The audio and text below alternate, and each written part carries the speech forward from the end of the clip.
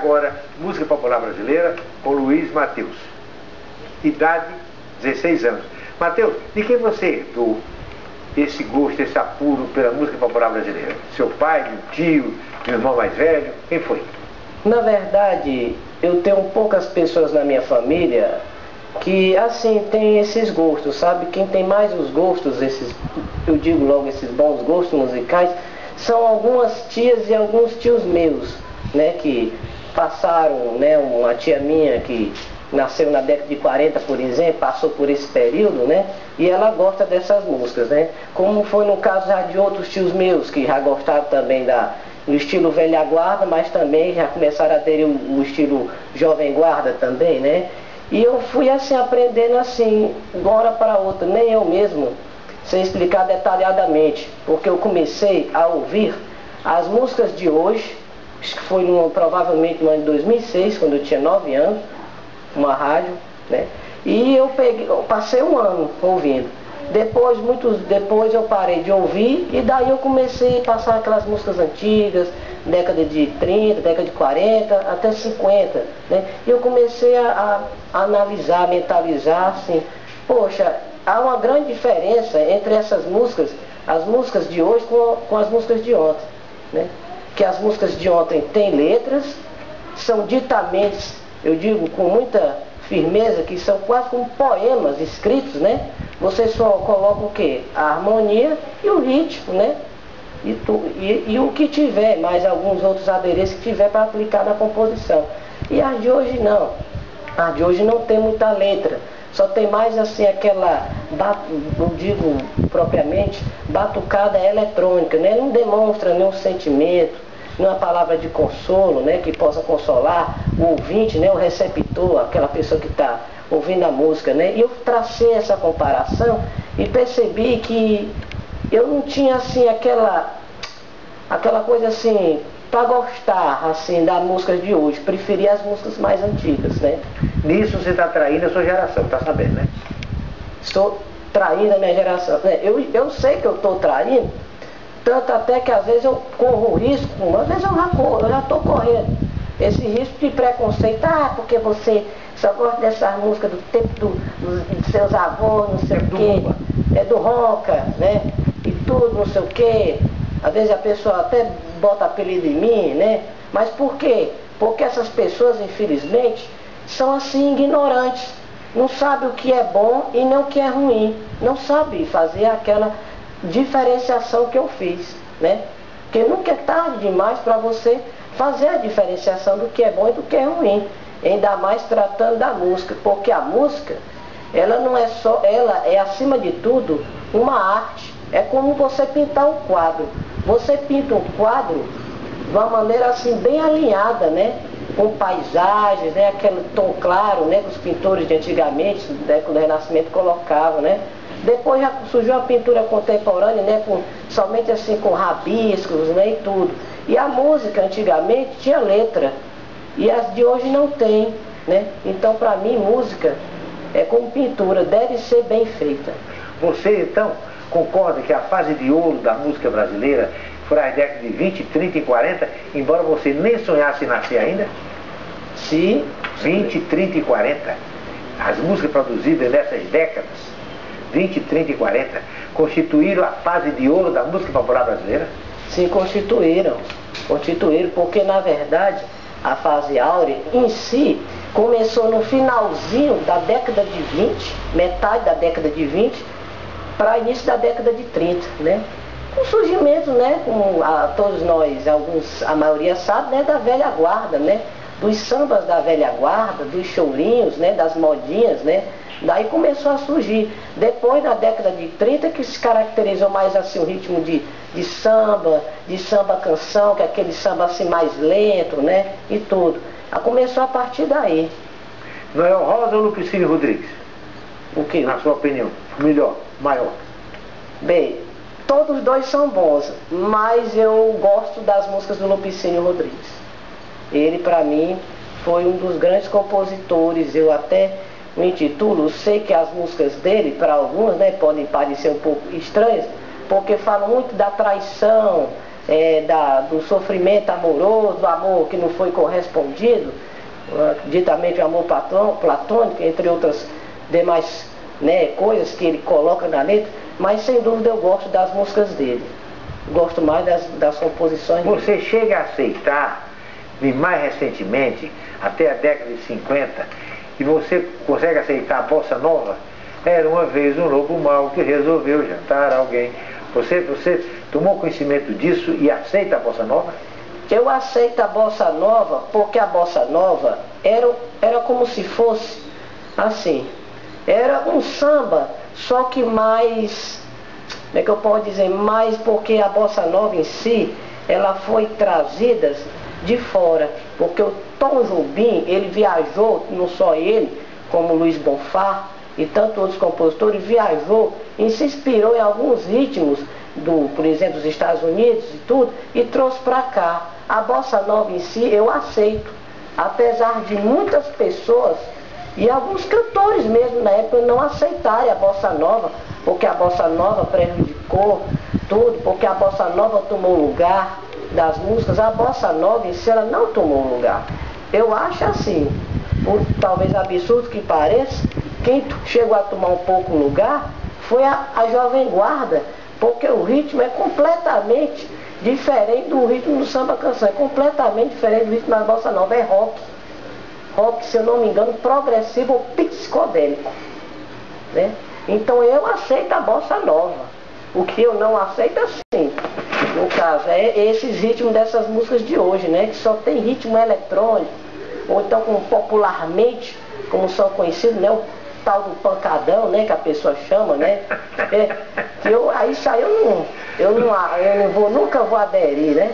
Luiz Mateus, você concorda com muita gente que diz que o Calbi Peixoto é o maior cantor brasileiro de todos os tempos? Bem, eu concordo, em uma parte eu concordo, porque realmente o Calbi, aquela voz dele em si, ele foi inclusive associado como Frank Sinatra do Brasil, ele, por conta daquela voz dele, né? Um pouco assim trêmula, mas aquele trêmulo, né, melódico, né, que expressa tudo, o sentimento, aquela coisa toda, né? Eu concordo sim, uma parte, mas concordo que, sem dúvida, na minha opinião, um dos maiores cantores foi, sem dúvida, Nelson Gonçalves. Você faz a diferença entre cantor e intérprete? Há quem diga que o Roberto Carlos não é cantor, Roberto Carlos é intérprete. Calbi consegue ser cantor e intérprete. E para muitas pessoas, o cantor fino do Brasil foi o Wilson Simonal. Diga qualquer coisa sobre isso que eu disse agora. Associação entre... Não. Há pessoas que acham que, com colocação de voz, o maior cantor brasileiro foi Simonal, Wilson Simonal.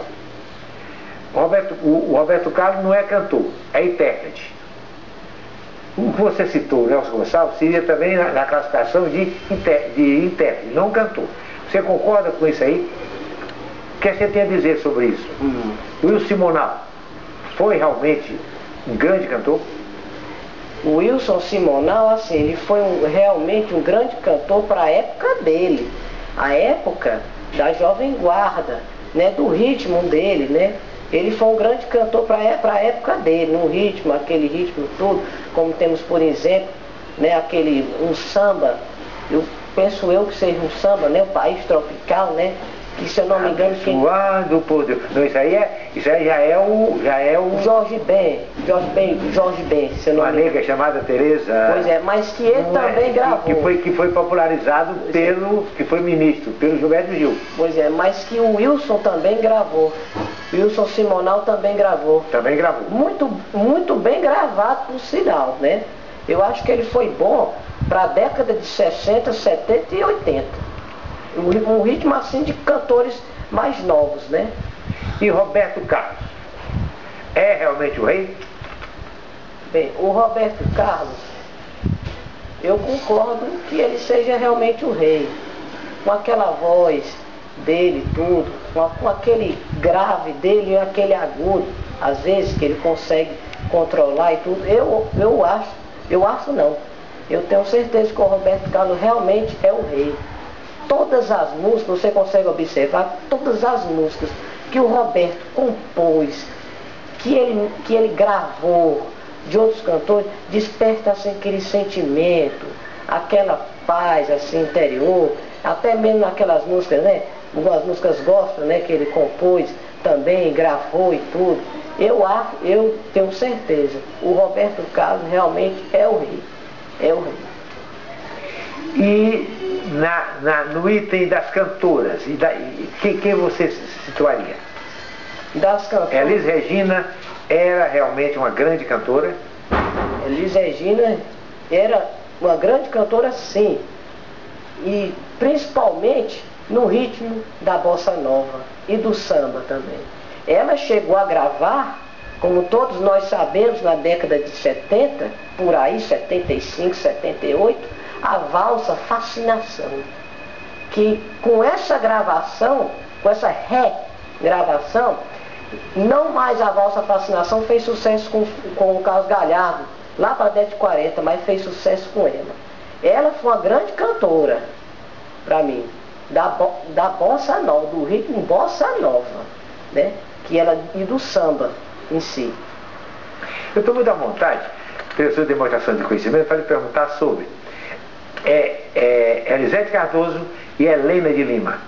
Helena de Lima não confundir com Helen de Lima. Helena de Lima e Elisete Cardoso. Helena de Lima é aquela se não me engano, o grande sucesso dela: se não puder trazer minha paz, se não puder fazer meu bem, me tire tudo, me leve tudo, mas me leve também.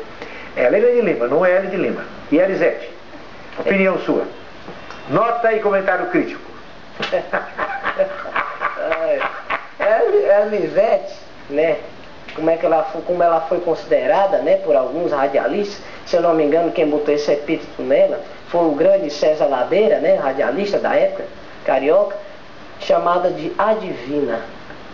Elisete, com a voz que ela tinha, aquele agudo dela, ela se destacou tanto no que diz respeito ao samba, ao ritmo bossa nova, que com o surgimento da bossa nova ela não perdeu o espaço dela na mídia na época, e dentre outras canções também, que ela regravou.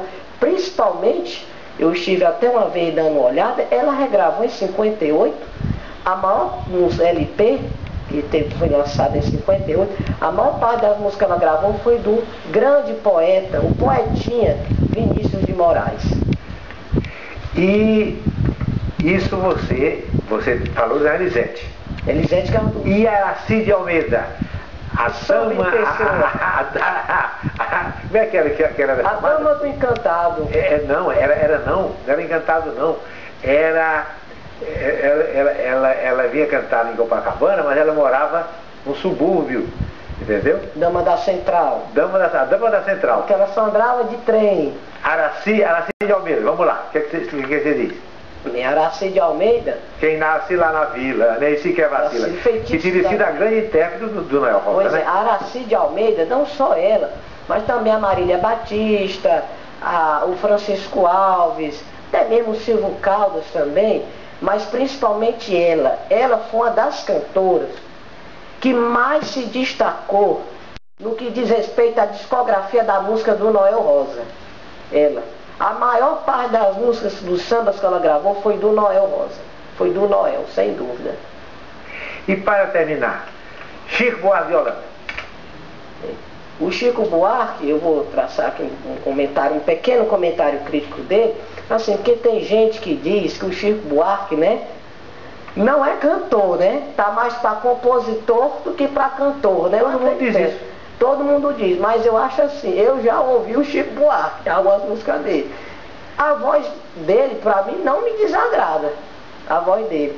Para mim, a voz dele tem aquele, como é que eu posso dizer, meu fanha, né? Alguns acham fanha, a voz dele, né? Mas a voz dele, não assim, me desagrada, eu acho a voz dele suave. E as músicas dele também, né? Rítmicas, né? Como sempre, né? Aqueles sambas, canções e tudo que ele faz, que eu gosto muito de uma música dele, que eu vou dizer aqui, chamada As Vitrines. As Vitrines. Foi inclusive até tema de novela de uma novela da época que a Globo lançou, que foi em 1980 para 1984, tema da internacional, quer dizer, trilha sonora nacional, uma novela que eu infelizmente não me recordo não dessa dita novela, mas eu gosto das músicas e até mesmo da voz do Chico Buarque, né? Afinal de contas, né, gosto não se discute, né? Rose Benevides é tradutora de espanhol. Rose, qual é a diferença básica entre a língua espanhola e a língua portuguesa? Lúcio, as pessoas costumam dizer que quem sabe espanhol sabe português, quem sabe português espanhol. Não é certo. Isso não é verdade. Não é certo. Inclusive existe aí aquele livro do Dr. César Barleal, que os falsos amigos. Os falsos amigos são coisas que você em português é uma palavra e espanhol é a mesma palavra que quer dizer um significado completamente diferente. Por exemplo, ele não tem lá o ão, não é isso? Então não, pão não existe. Pan. E também o feminino. Aqui nós dizemos meu tio, minha tia. Lá, mi tio e minha tia. O adjetivo possessivo. Por que você acha que nós entendemos o que eles dizem e ele não entende o português? Eu acho que é porque eles falam de uma maneira bem mais explicada. A gente tem mania de enrolar. Eu acho assim, principalmente o carioca. Fala-se muito enrolado. Já o Maurício, eles entendem muito bem. Porque o Maurício morou muito tempo com o boliviano, quando ele fazia residência no Rio de Janeiro, e ele teve aquele contato, e ele pegou aquela pronúncia, ele quando vai cantar, ele pronuncia muito bem as palavras. Então, se você pronunciar muito bem, eles entendem sim. Maurício Benevides, o marido dele, é o presidente, há 20 anos, da Sociedade Cearense, Academia Cearense de Retórica. Agora, me diz uma coisa aqui. Agora, isso parece correto. Você sabendo espanhol, você não se perde em lugar nenhum do mundo. Nos Estados Unidos, 30% da população fala espanhol, sobretudo na costa do Pacífico. Agora, a pergunta é, por que não o português não é tão falado quanto o espanhol? Será que é como dizem, é uma língua dificílima? É muito difícil, é até mais difícil do que o espanhol. A língua fácil mesmo é o inglês, né?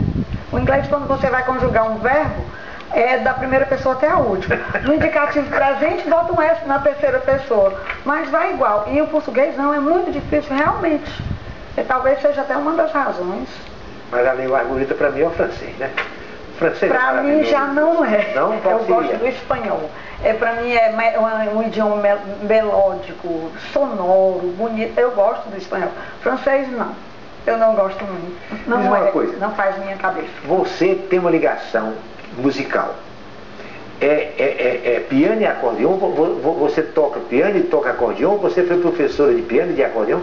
Fui, Lúcio, disseste-o bem. Fui no passado. Pretérito perfeito indicativo. Porque hoje eu já não faço mais. Quando eu tinha 10 anos, minha mãe queria, ela era louca por piano, por acordeão, e ela disse que nunca teve a chance de estudar. Ela era funcionária da Receita Federal. Recebeu até um prêmio aí por ter sido a primeira mulher a assumir a Receita Federal. Na época, a alfândega, a primeira mulher por concurso público. E ela tinha loucura por música, mas disse que não teve chance.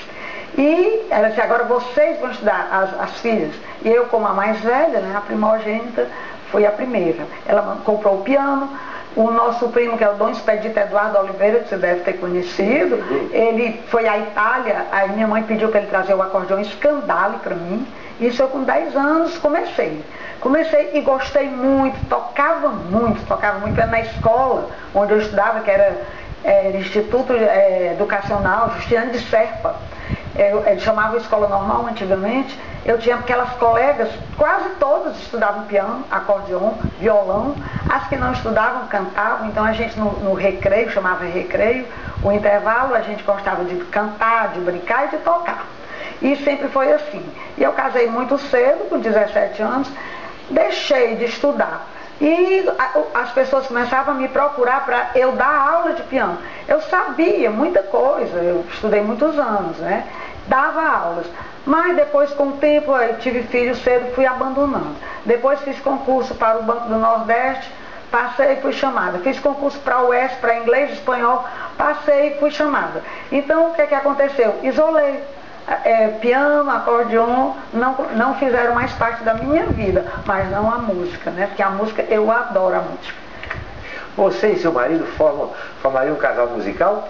Com certeza, nós temos 9 discos, 9 CDs gravados e todos foram dados para a irmã Conceição, para o Lar Amigo de Jesus. Eu acho que você está falando, Lar Amigo de Jesus, que ampara as crianças tumorizadas, né? Com CA. Eu também tenho certa participação modesta nessa instituição. Mas a gente tem que dar modéstia que mais eu tarde. adoro, viu? Que eu tenho uma adoração pelo trabalho da irmã Conceição e pela instituição. Agora me diz uma coisa, há também na jogada um programa de rádio?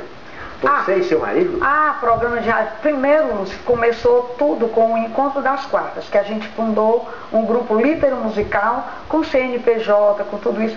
E foi o primeiro aqui a ser fundado nesses termos. E a gente tem 4 CDs gravados com grandes patrocinadores, que foram o M. Dias Branco, FIEC, Laboratório Clementino Fraga, Farmácias Pague Menos, Clínica Dr. Iraci Ribeiro, Carga.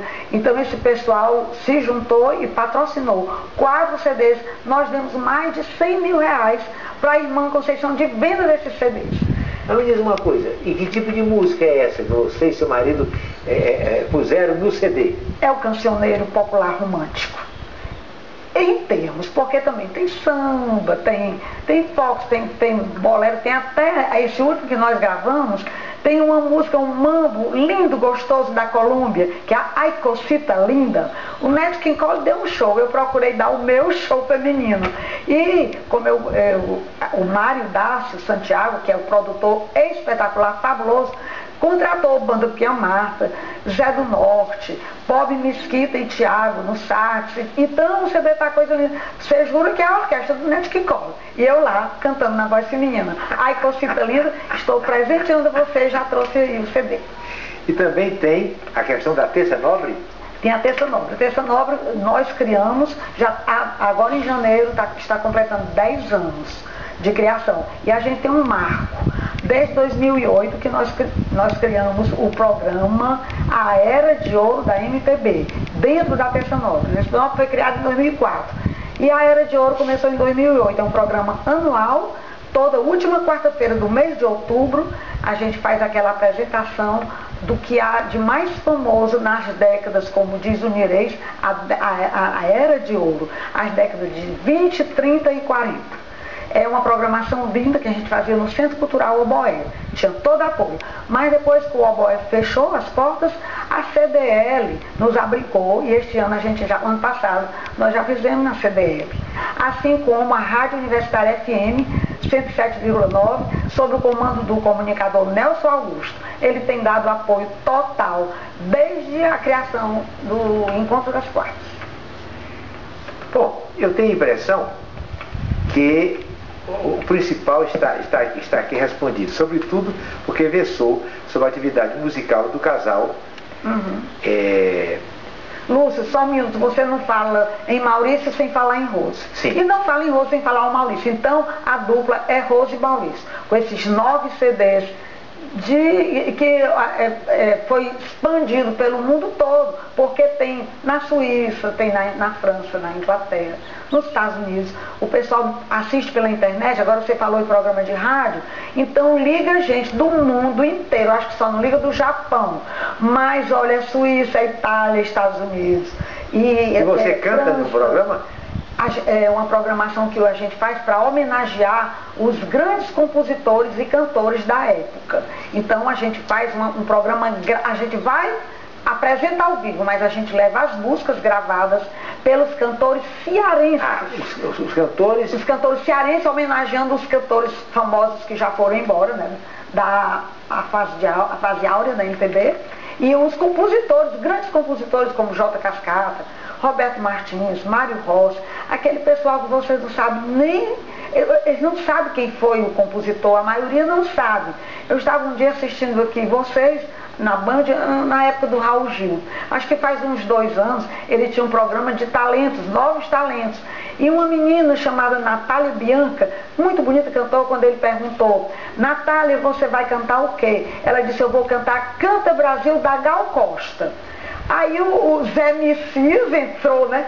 Minha filha, quando a Gal Costa cantou Canta Brasil, o autor já tinha falecido há muito tempo. E o cantor que gravou originalmente. Então a gente mostra, a gente faz o resgate para as novas gerações, para saber quem fez aquelas músicas famosas, que não saem nunca de moda. Então... Quem foi maior? O Nelson Gonçalves, o Orlando Silva ou o Chico Alves? Bom, para você. Pra mim, eu gosto muito do Nelson. Mas para a maioria do pessoal da velha guarda, é Orlando. Fica entre Orlando, porque o Orlando é que foi eleito, né? Na época, o cantor das multidões, não é isso? É o cantor das multidões. E agora, a minha mãe, que era alucinada por música antiga, por tudo, o ídolo dela era o Chico Alves. Então, cada um tem o seu. Lá em casa, o Maurício morreu prematuramente num acidente. Num acidente, foi acho que deve ser em Petrópolis, né? Foi em Pindamonhangaba, em São Paulo. Pela Via Dutra, né? Que ele ia, o buíque virou, um caminhão bateu de frente. Muito bem. Até domingo.